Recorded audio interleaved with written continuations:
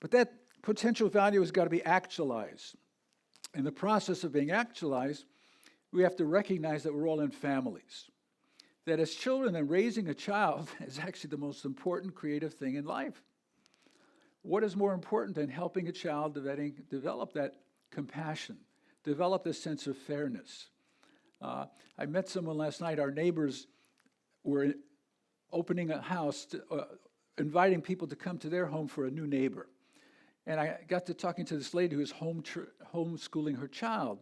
And she was so anxious to get books that I know about and I can refer her to. And actually this morning I wrote down, gee, I'll send her this book because it's a good book for her child. She's so dedicated to that child that she's willing to homeschool a child. And she's thinking all the time of creative books, creative ideas, things of that sort, so that the child can develop this actual value. So within the family, obviously it's such a sensitive unit, not to be played around with easily.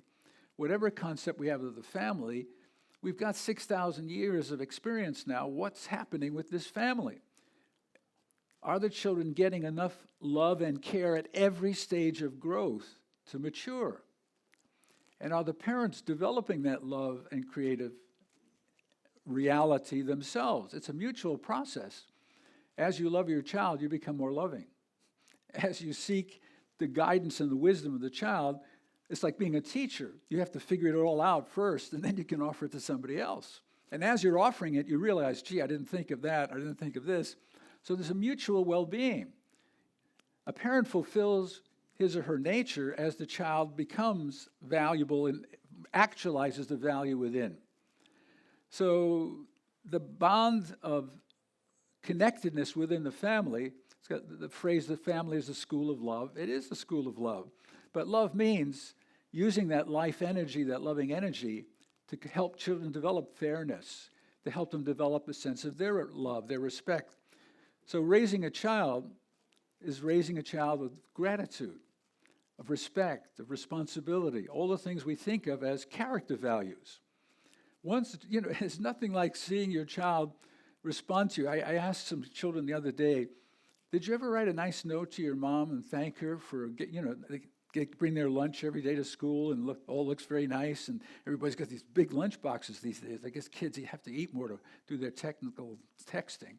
But essentially, I asked them, did you ever write a note to your mom thanking her for getting up in the morning and making lunch for you? No one raised their hand. Isn't that interesting? Not one person raised their hand. I feel a little guilty myself. My mom, God bless her, she passed away many years ago. I lived in New York City. Winter, summer, she got up at 6 o'clock in the morning to go to a bakery 2 miles away to get me the kind of seeded rolls that I like to eat for breakfast. And I never wrote her a thank you note. I've since repented, even though she's on the other side. I hope she can feel it. I realized, dong, dong, dong, where was I at? So stupid. Not to, for whatever reason, I didn't develop that kind of heart when I was young. It took me 70 years later to figure it out. A little bit of a long process. So we have to develop those qualities in our children so that they feel the connectedness to us as a basis then for connecting to others. How do children build good families? They have to understand how to experience it in their own family and how to recreate that in other families. So, and it has to go through generations. How many people, when they get married, I've performed marriage ceremonies for some couples who are in love, but are thinking about getting together because they're in love. They're not thinking about the second generation, the third generation. We have to think in terms of generations. The difficulty of our culture in creating a healthy, principled culture is there's a breakdown between the generations. There's a disconnectedness from one generation to the next. So there's no support system often with the one family because everybody's living in isolation. And therefore, there's a breakdown often. 50% of women who are under 30 have children without having husbands. So where's the support system? Where's the continuity of values from one generation to the next? We have to think about those things even before we get married. Because otherwise you're in the situation, okay, you and your husband love each other, then 3 years later you wake up and wonder, who is this person? That's probably one of the most difficult things that our culture is going through now. So from a biblical point of view, we are created in the image of God. I believe that is the most important idea in all of human history. We are created in the image of God. The most important idea in human history. If we believe that as our fundamental principle, then we know that we have great value, we have great dignity, and so do others. We can't, in any way, violate another person. Every word we speak, every gesture, everything we do has to be under the awareness, with the awareness that this other person is also a child of God. When we run businesses, do we treat our employees like they're children of God? I just read a book by one of the more famous creators, entrepreneurs of business, a business that I love. So I started reading about him and how he ran his business, which is very successful. And after reading about 2/3 of the book, I just put it down. I didn't want to read it anymore because of how he treats his employees. Very successful business, and I guess the goal is making money, but what is the impact on people? Even if you turn out products that are socially, useful, social media and things like that, what about all those people that literally thousands of people work for this person? And he treats them like he's the shark, eating up other sharks if they don't perform. Well, I know how they get money, and it's probably why they work there, but isn't that a kind of bullying? I mean, we're horrified with children getting bullied. What about people in businesses who get bullied? What principles are they operating off of? What are their first principles? Do they have a sense that all their employees are children of God and they have to be treated with dignity and respect? Or, we're paying you a lot of money. What's the problem? You better, I want 7 days work out of you. Don't even think of going home at night. Actually, people in this business, they have sleeping bags in the business, and they actually keep it under their desk because, he may want something and you got to sleep there, irrespective of family or anything else. And I thought, oh my God, I don't need to read any more about this. I know it's a great business, God bless them, but it doesn't help bring an empathic culture. It doesn't acknowledge that we have great value.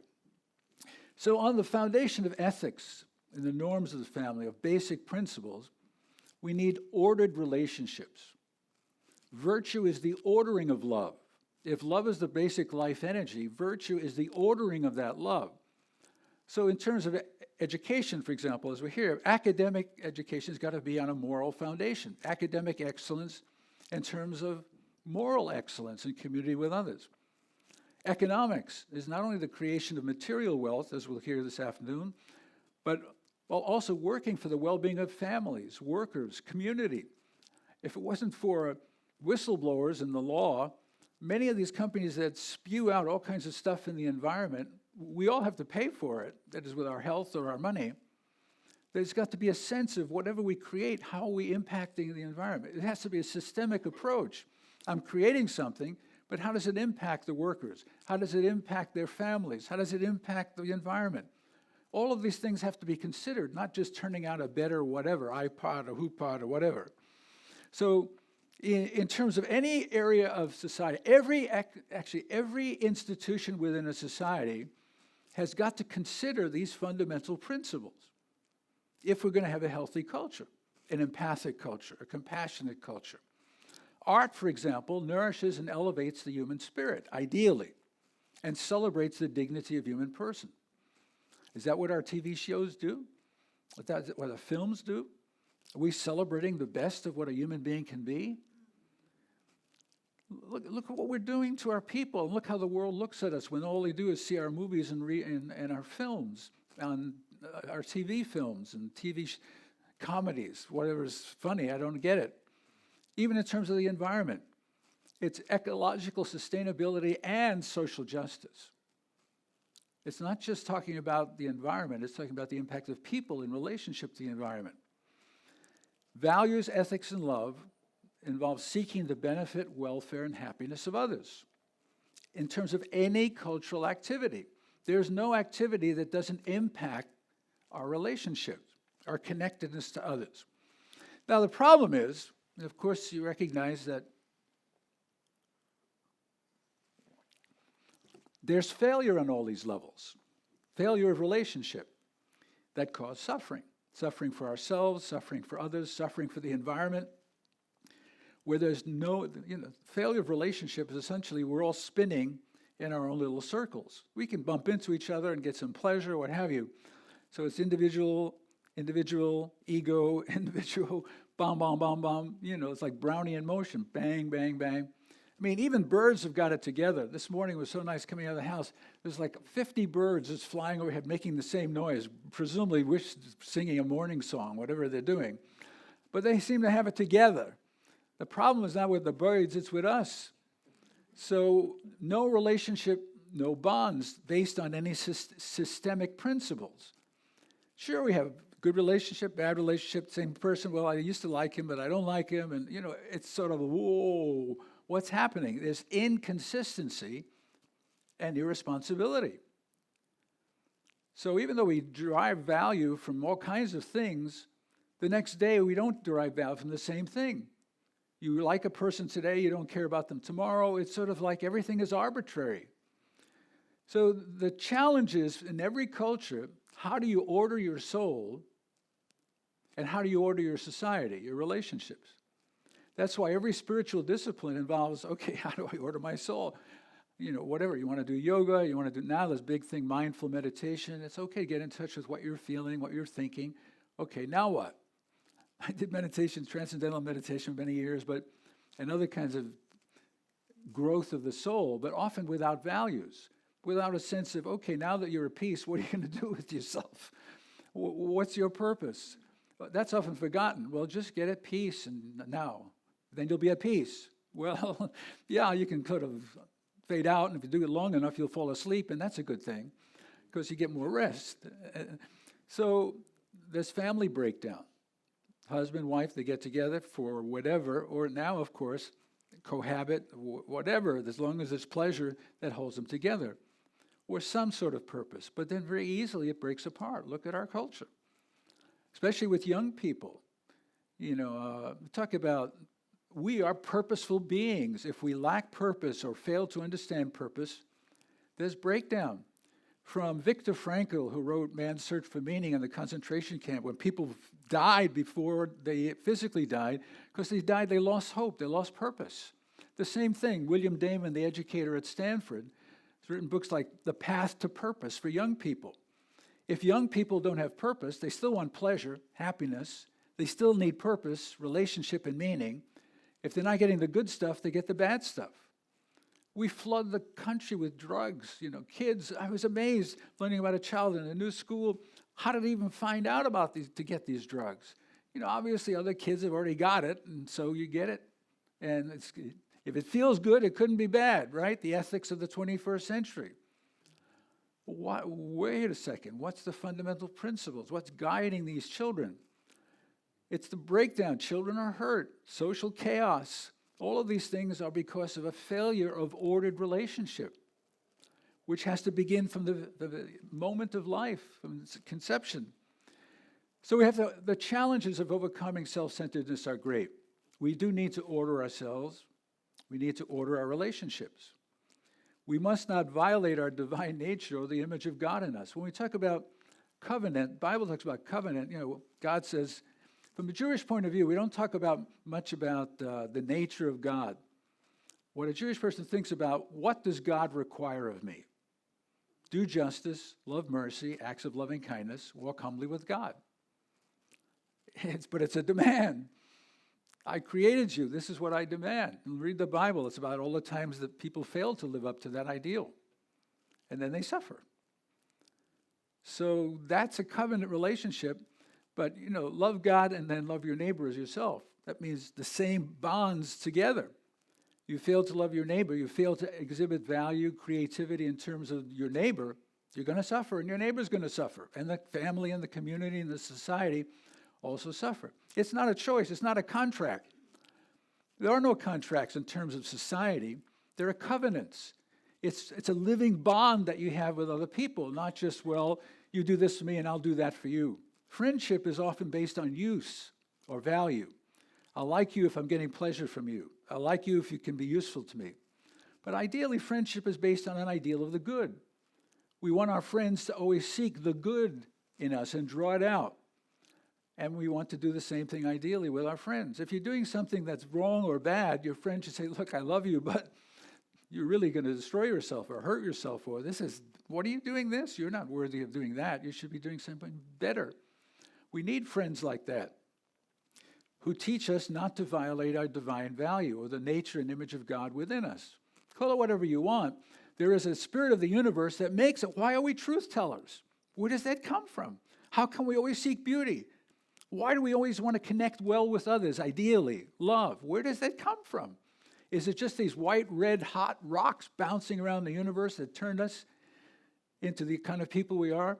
It used to be said that to get human beings evolving to a point where we are, with thought, with feeling, consciousness, and so forth, the equivalent of that happening accidentally is the same thing as having a junkyard hit by a cyclone and out comes a 747. That's more likely than us turning out the way we are. Temperature a little bit more, we're gone. Temperature a little bit less, we're gone. It just happened that everything just sort of fits as long as we can get ourselves together. So we need to recognize the value of the self and the value of the other as created in the image of God. And that's the basis by which we fulfill the 2 commandments. Love God with all your heart, all your soul, your might. Meaning, okay, I got it. The power of love, I better be responsible. And then love your neighbor as yourself. Classically, in all the major religions, is prayer, meditation, whatever you want to call it, to be in touch with that spirit. That's why we have to have those moments of silence, where we feel that there's a greater spirit moving through us. Also study. It's necessary to study all the time. When I read that many people who graduated college don't read another book for the rest of their lives, it shocks me. But many kids can say, well, I've graduated, got my degree, I'm not going to read any more of that stuff. I meet people in the 40s, 50s, they haven't read a book, a nonfiction book, since they've been in school. And service. The way we activate, the way we nourish all these norms and this potential value within us is through service. All the great religions talk about you got to serve, you got to do something every day to somebody. And it's interesting, as I get older, life in one sense does become simpler. All you got to do is give blessings. Got to figure out, today what can I do? I got to write 3 people, telephone 3 people. Better do this, get some food for the house, clean the kitchen, take out the garbage. Whatever it is, you got to give blessings. Taking out the garbage is a big blessing. I took it out last night. I must have weighed 100 pounds. What are we eating that's 100 pounds worth of stuff? But I did put it in the garbage can. Then you have to wash it out because it smells. It's another blessing. All these are blessings, but especially if you do it for somebody else, not just for yourself. And then, through prayer or meditation, through study, and we got to study the stuff that nourishes the soul. The reason I put down this book about this guy who's so wealthy and created this great business, I felt he was dirtying my soul. That even reading about all these terrible things, I don't want to do that. I don't want to hang around people like that. Even these television shows or movies, I don't want those people in my house. Would you invite those people in your house? That's terrible. My wife likes to see movies. So I took her to see The Great Gatsby, and I suppose technically it was a wonderful movie. It took me 2 days to get over it. Who needs all of that stuff? These people violating each other, and I'm sitting there, and I don't need that. If you want to hang around friends, find the best people you know and hang around them. To go to movies or this stuff, well, if there's something uplifting and so forth. Actually, I did see another movie called 42 about Jackie Robinson. It was a lovely documentary about how this ball player suffered terrible persecution. Well, even better than that, I have to teach children literature, among other things. What's a good thing to teach now that Christmas is coming? Christmas Carol. What's it about? Here is this person, Scrooge, who's taken on a visit by spirits to his past, to the present, and the future. In the past, Scrooge is this terrible, greedy, miserable, anti-human misanthrope. He's like all of us some days. So, so there's Scrooge. The spirit takes him to when he was younger, and a scene where he was engaged to this woman. And she says to him, we used to have such ideals and we used to have such love. Now you're worshiping idols. He said, well, what kind of idols? He says, you're worshiping greed. You're just looking to make money and greed. You've broken our relationship. How can I relate to you? And he finally sort of gets it, sort of. Then in the second spirit act, when the spirit takes him to the second day, to the present, he sees how he's abused a family, Bob Cratchit, who works for him, and this child who's crippled, Tiny Tim. And he realizes for the first time, his empathy sort of opens up, and he wonders, oh, is he going to live? And the Spirit says, well, if things go the way they are now, he's not going to live. And then finally, even his nephew sort of, who invites him for Christmas dinner, says, bah, humbug. But then he sees the joy of the nephew, even in Bob Cratchit's house. They drink to the well-being and happiness of Scrooge. And he's amazed. These people drink my happiness and wishing me Merry Christmas. And then, of course, his redemption. Finally, after the third ghost shows him what it's going to be like. So it's a story of human redemption. That's what all the great stories are about. It's about redeeming. It's like, what do we pray for in any of the great religions? Heaven, please redeem us. End this misery and tragedy of human history, please. That song we sang, if you listen to the words, is redeem us, so we can be filled with your love and your goodness. Save us, whatever the religion, Judaism, Christianity, Buddhism, I love the Dalai Lama. He goes around and says, look, don't worry, whatever your religion is, deepen your sense of your own religion, and let's work toward compassion. Karen Armstrong has written all the books on compassion, the historian of religion. She says the core value of all the religions is compassion. Well, if not that, what? And the way we develop that, though, is hard work. I keep telling the kids in class, even reading, if you read, rereading A Christmas Carol, I read, wow, there are a lot of things in here I didn't realize the last time I read it. And I told the kids, you got to read it carefully. In my classroom, there are two mottos. I actually added a third last year. One says, have I nourished somebody's soul today? The second says, the ultimate measure of success is acts of loving kindness. The third is, effective reading and writing are the basis for human excellence. You can't get away from that. It's hard work. It is hard work. People want to read, well, it's only a 68-page book. What's the problem? Oh, what does this mean? Oh, I didn't think about that. And that? Oh, I don't know about that. The kids have got to learn to be effective in their study, in their service. We have, service programs every week, every month, or UNICEF recently. So we need to reconnect with our first principles for our personal and social renewal. We have to understand our nature, our purpose, and our value if we're going to be consistent in maximizing our well-being. Obviously, life has ups and downs. You fall down, you break your elbow, but some good will come out of that. Whatever happens to you, it happens, but you can maybe develop more prayer power while you're home instead of working. Pray for the people you love, or pray for other people that don't break their elbows, or whatever. No matter what happens, ideally we have to understand, okay, life has some interesting twists and turns, and whatever happens, I've got to create value. A brick falls on your head, and sort of think, well, I got a headache, you got to help people develop good homes that bricks don't fall on your head, whatever it is. So understanding our nature and our purpose allows us to find that foundation to realize the greatest value in our own unique way. Everybody's unique. So by being in touch with our purpose, we can know how to fulfill our calling, how to exhibit our genius meaning our unique spirit that only we have. There ain't nobody else that God created that looks like me. Thank God, some people say. The same thing with each of us.